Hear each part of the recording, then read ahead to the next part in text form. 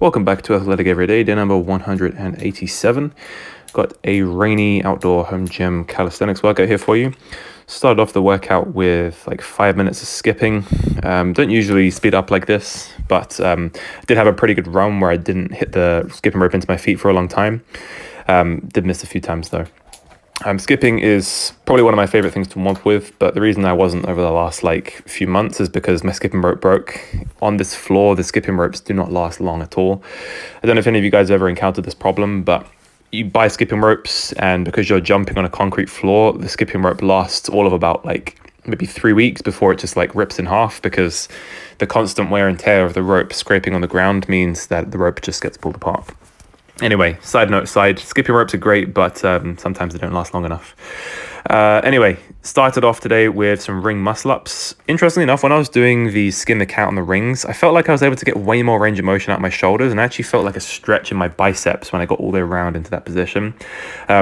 Skin the cat is probably one of my favorite mobility exercises because it also trains you to be strong through a full range of motion, and it's like a precursor for doing back levers as well. So that was good on the rings. Ring muscle ups felt pretty good today.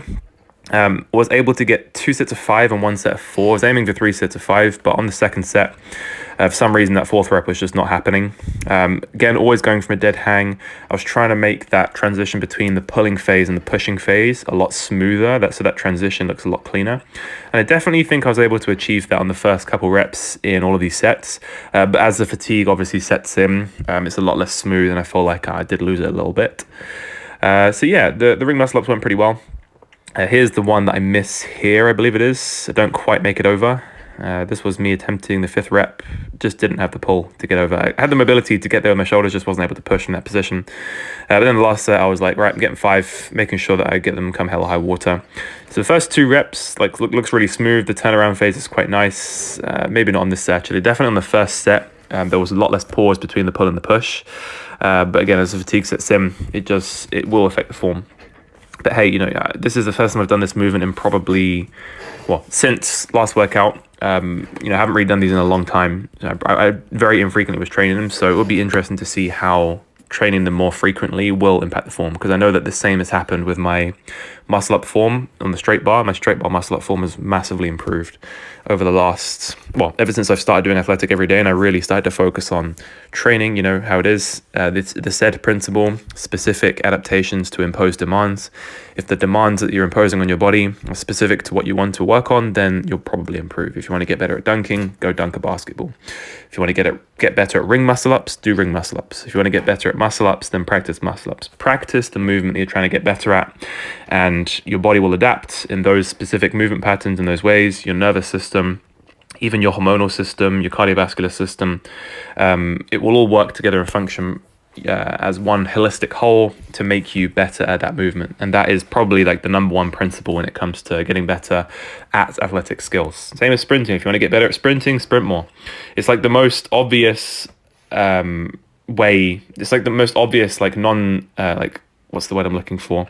Non-answer answer. If someone tells you, oh yeah, if you want to get good at this, then just do that. It's the thing that people often neglect the most, especially with vertical jump training or even calisthenics. What's the perfect accessory exercise that's going to make me better at jumping?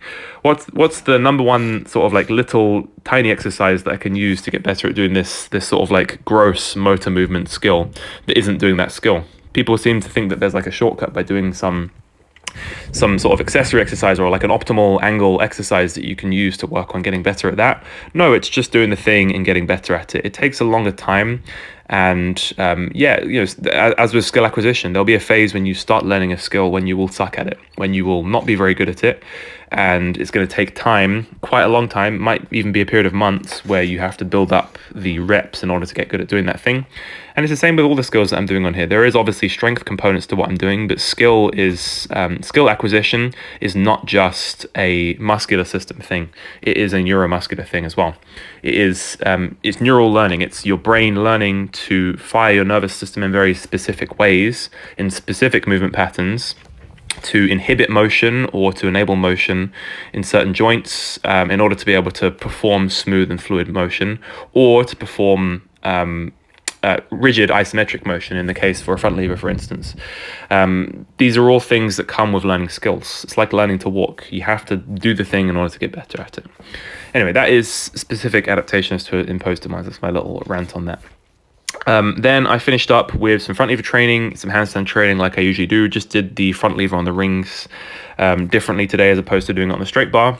Interestingly enough, I didn't think that it was less stable than doing it on the bar. I found it was quite nice to do them on the rings. And then I finished up with archer pull-ups here. Tried to go as wide as I could, but I don't know what it was. Maybe it was because it was later on in the day when I did this workout. It's evening time. These archer pull-ups really took it out of me.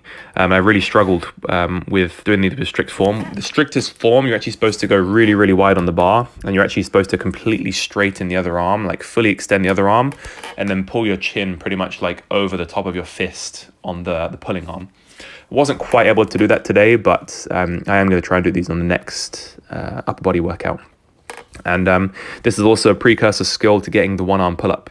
Another big goal of mine, but again, I'm not really focusing on one arm pull-up right now. I'm sort of hoping that just by improving my general pulling strength, being able to pull like body weight from a pull-up, like plus body weight, so I weigh 85, 86 kilos, being able to pull that when it's around my waist, that will work. That will go a long way in improving my one arm pulling strength, you know, if you're strong enough that way. So yeah, not a skill I'm focusing on, but it is something I'm going to work towards a certain period in the future once I've got the front lever and the handstand down.